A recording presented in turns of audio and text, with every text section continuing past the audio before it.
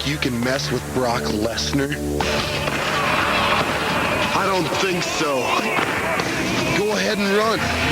I will find you backstage, in the parking lot, wherever. Bring your alliances. Come with numbers. It makes no difference.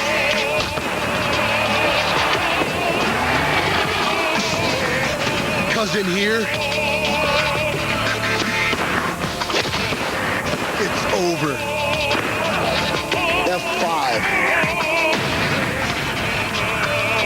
Smackdown.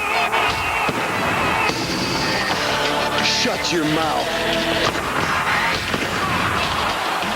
Smackdown Shut Your Mouth, only for PlayStation 2, rated T for teen. What is going on, everybody, and welcome back to another episode of Izzy's Retro Video Game Reviews. And today, I'm going to be talking more wrestling, man. We're going to be talking about Smackdown Shut Your Mouth. That came out for PS2 back in 2002, I believe. In October of 2002, it dropped. Man, what a magical time that was for PS2, man. You had Smackdown Shut Your Mouth, Grand Theft Auto Vice City, NBA Street was already out, Max Payne was already out, so it was a hell of a time to be a PS2 owner. But man, this was the sequel to Smackdown Just Bring It, which was the WWE's debut on PS2, SmackDown Just Bring It, and it was pretty lackluster. I mean, the graphics were great, but the gameplay wasn't all there, and the commentary by Michael Cole and Taz was very repetitive, and the menu was just kind of weird, man. It was just like this futuristic vibe, and not too many people were feeling it. But THQ went back to the drawing board, and they rebounded with SmackDown Shut Your Mouth. I mean, in the trailer that you guys just saw, if you are a big wrestling fan like I am, that should bring back a lot of memories, man. I mean, you have Brock Lesnar narrating the trailer, talking about "Go ahead and run, I will find you," and bring your alliances. It doesn't matter because in here it's over. F5, and then SmackDown Shut Your Mouth, and then, oh man, it's just Triple H and The Rock on the cover, and Hogan, and it's just a whole host of superstars in that and the in-game roster was pretty stacked, man.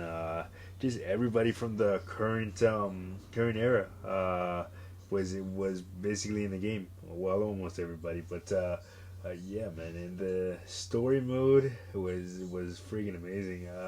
You got to walk around backstage, and that was the team at THQ did a really good job of recreating New York City and Madison Square Garden, which is the backdrop that they used for the game. At the time, that is an exact build of what Madison Square Garden looked like. I mean, it's all renovated now, but at the time it was a accurate and to the T build, and it made sense for WWE to use Madison Square Garden as a backdrop in the season mode, because WWE's spiritual home is Madison Square Garden, man. So many iconic memories and iconic moments have happened at Madison Square Garden, even outside of the wrestling spectrum. So yeah, and then I remember you've been able to go brawl in the parking lot, and brawl in the train station, and jump off the Smackdown fist. It was just a whole bunch of wild mayhem, man. And then the menus were pretty cool. It had live action menus of WWE highlights and stuff like that, as you would navigate through the menus for each thing that was on the menu. So that was pretty cool.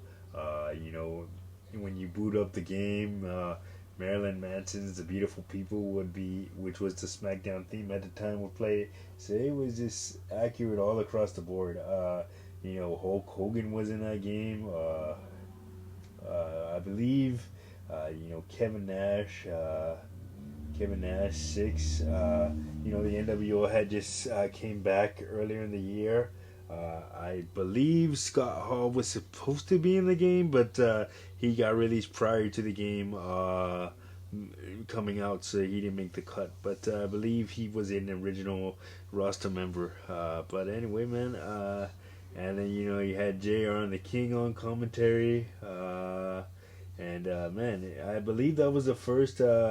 This was the first SmackDown game where you can use Move Thief. You can do the other person's do your opponent's finisher. I believe that this is the first game that incorporated that. Now it's staple in WWE games, but I believe SmackDown Shut Your Mouth was the first game to incorporate that. So major props to them for doing that. And I just remember, I remember renting it religiously from Blockbuster, man. Every single week I would rent it, and you know, when I was at that time, I was only allowed to play 2 days a week, you know, on the weekends. You know, 2.5 days, because you know, yeah, Friday and Saturday, and then on Sunday I'd have to cut it off early. But you know, I would play it religiously, and then rent it out from Blockbuster religiously, and then freaking. When I got my own copy for Christmas that year, really wore it out. But yeah, so man, just so many memories of SmackDown Shut Your Mouth.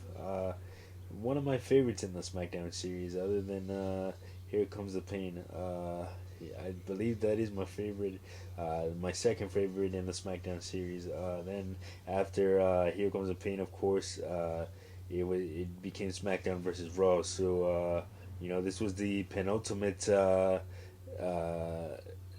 in the SmackDown series. You know, I'll do the others at some point. You know, SmackDown Know Your Role, and you know, SmackDown Just Bring It, and the original SmackDown. I'll be covering all of those in future episodes. I'm gonna try to spread those out so that way there's not too much wrestling heavy content, but definitely look for those in future episodes. Yeah, so it was a hell of a time, and I just remember fondly. You know, and watching that trailer, you know, gave me goosebumps. You know, when I had to put this together earlier this week, watching the trailer gave me goosebumps. Man, so it definitely it makes me want to go find my PS2, which is buried somewhere in the bowels of my basement, and boot it up. Find it, boot it up, and just relive nostalgia, man. And if you got one of those PS2 emulators, you're definitely doing it right now as we speak, man. So yeah, definitely definitely a really fun game, and I just had a lot of fun playing it. Anyway, that is gonna do it for this episode of Izzy's Retro Video Game Reviews. Like, subscribe, and share. Don't forget to hit that notification button so you don't. And don't forget to hit that notification button so you don't miss a video. And I will see you guys on the next one. Peace.